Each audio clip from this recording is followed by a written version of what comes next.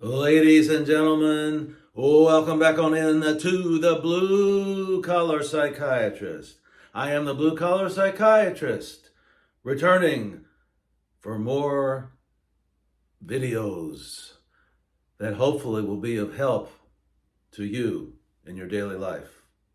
Once again, we revisit the world of singles, the world of dating, the world of getting together, of meeting other people that might be suitable for a relationship. Most people would prefer to be in a long-term relationship. But unfortunately, in the modern world, it has become very complicated and very difficult.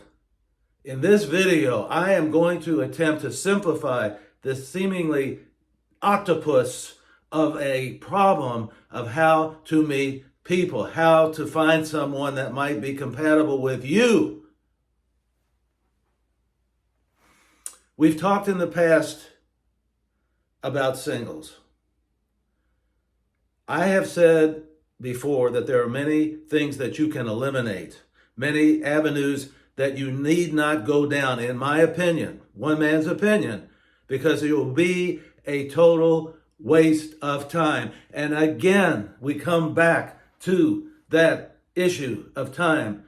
Our time on this earth is limited. Why do we waste it? We must avoid wasting time above all else, because time is finite for all of us. We cannot waste it. We have talked about the various avenues of possibly meeting people. I've told you about my opinions. I've opined about online dating, because if you ask somebody and you tell them that you're single, they'll tell you, oh, go to such and such a dating site. It's great. It's wonderful. Everybody has their favorite dating site.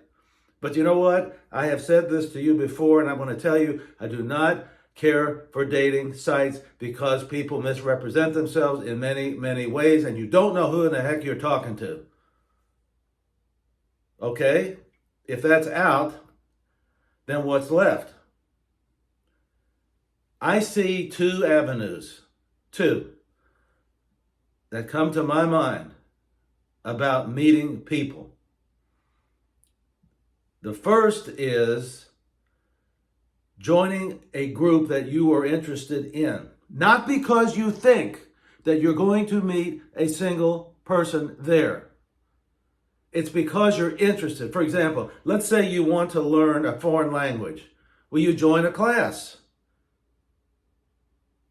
And you're there primarily to learn a new language, which can be very, very stimulating mentally to you. And it's something that you want to do. That's the key. You want to do it.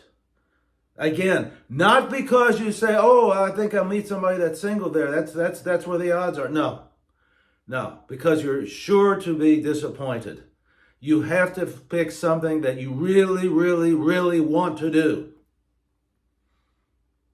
And if you meet somebody, that's fine. If not, that's fine too, because that's not really the reason that you went there.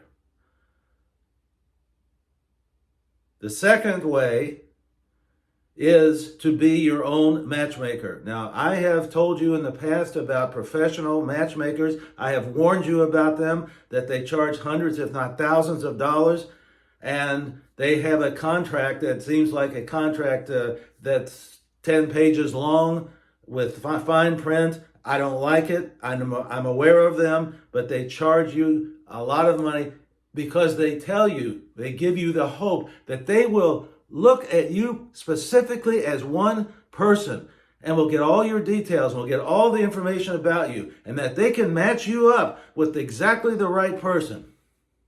Unfortunately, many people have had bad experiences with these professional dating associations or individuals who are running these associations of people who are charging thousands and thousands of dollars, playing on your desperation to find somebody.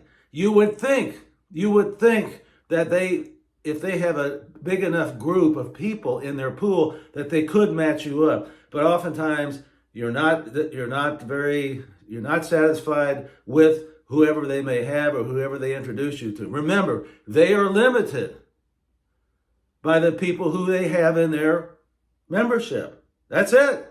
They can't introduce you to somebody else. So the idea of that is not good. I've talked about, again, the dating sites. I've talked about professional matchmaking services and many other things like that. But when it comes to this issue, as I said, the first one is pick something that you're interested in and join that group.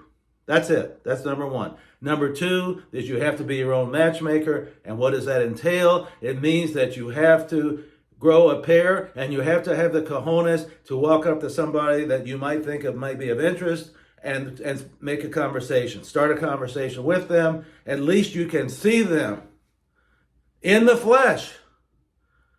Now, that doesn't mean that it's going to be the right person. Some may be already entangled in a relationship. Some may be married. Some may be just divorced. Some maybe have a boyfriend. Some whatever. Again, it's not a cure-all. But at least you see the person and judge them. Look at their body language. Look at how they're dressed. Look at all the things. Look how they talk. Observe them. That's what I'm trying to say to you is this. If you can meet somebody in person, that's the best. Now, if you're in a group, as I said, like you want to learn a language, you're going to see them in the person, in flesh. That's what you need. That's the common thread of all this.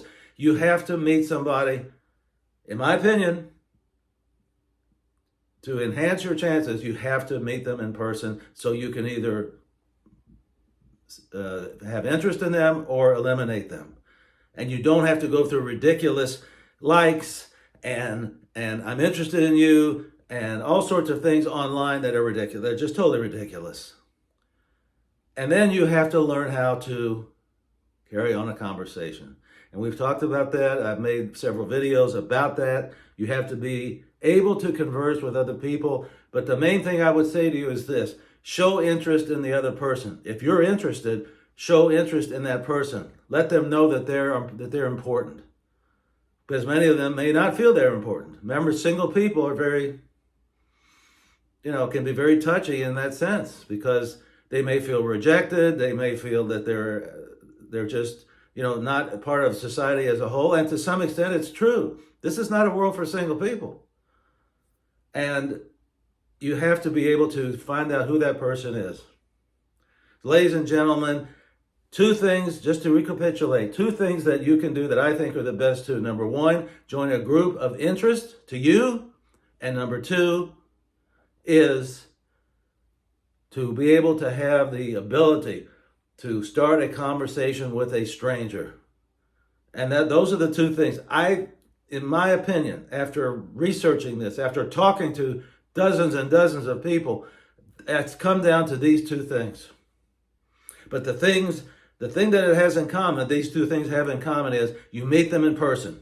And you're already a little bit ahead of the game rather than looking at some photo and a profile which is online, or giving it to somebody else, like a professional matchmaker, leaving your future to that other person when they really may not know anybody more than what you know, and they can only offer you what they have in their pool of people.